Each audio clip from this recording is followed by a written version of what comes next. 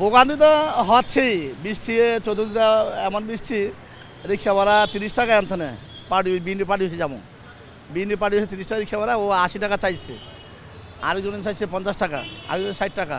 তো 30 টাকার ভাড়া 80 টাকা কীভাবে চাইলো, এখন কী করবো? জীবন অবাক না করলে কে করবে? 28% মিল্ক ফ্যাটের অবাক করার সাথে ফ্রেশ মিল্ক পাউডার। জীবন অবাক করুক প্রতিদিন। মানে এটারও কোনো উদ্যোগ নিচ্ছে না, এখানে কোনো মানুষ আসে না, তাদের কোনো যারা কর্মক্ষেত্রে যারা কাজ করতেছে সিটি কর্পোরেশনে, ওরা কেউ এখানে সেটা দেখাশোনা করতেছে না, এবং এটা কোনো উদ্যোগ নিচ্ছে না। এবং এখানে যাতায়াত করতে আমাদের যে ভোগান্তি, যে কষ্টটা হচ্ছে, এবং আমরা যে মানে যাওয়ার মতো ফ্রিভাবে যে রাস্তাভাবে হাঁটবো, ওই রকম কোনো মানে সুবিধাও নাই।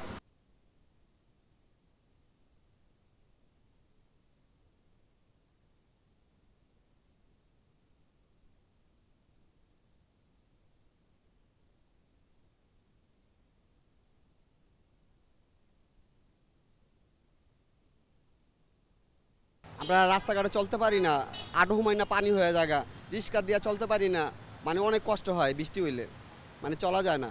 মানে রাস্তা ভাঙ্গা, রাস্তা মনে করেন ঠিক করে না, এই বছরের পর রাস্তা পড়ে রয়েছে, কেউই ঠিক করে না, কোনো সরকারই ঠিক করে না।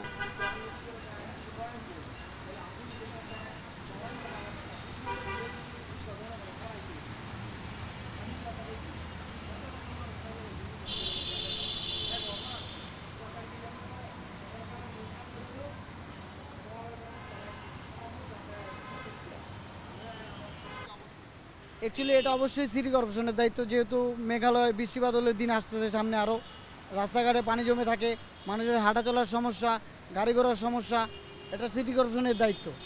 আমরা চাচ্ছি এটা সিটি কর্পোরেশন খুব দ্রুত সমাধান করার চেষ্টা করুক বা সহযোগিতা করুক।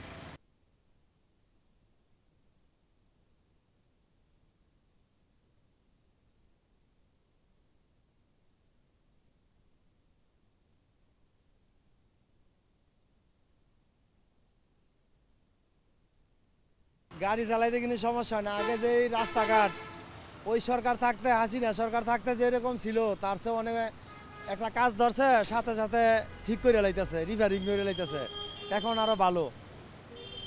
পানি এইটা তো ক্ষুদ্র পানি, এই বৃষ্টি আইসে কিছুক্ষণ পরে যাইব গা, এটার যদি আমরা মনে করি তাহলে তো চলবো না। রাস্তাঘাট সব জায়গায় মামা ঠিক, যেন্দা অনেক কাম ধরে হেন্দা দেরি করে না, দ্রুতভাবে ঠিক করে ফেলায়।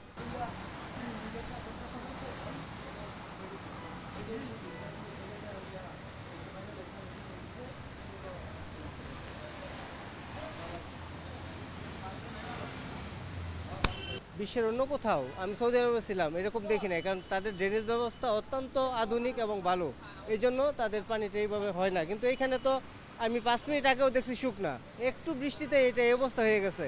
এটা যদি ওই রকমভাবে হয় তাহলে তো মানে অবস্থা ভয়াবহ, সাধারণ পাবলিক তো এখান থেকে হেঁটে যেতেই পারবে না।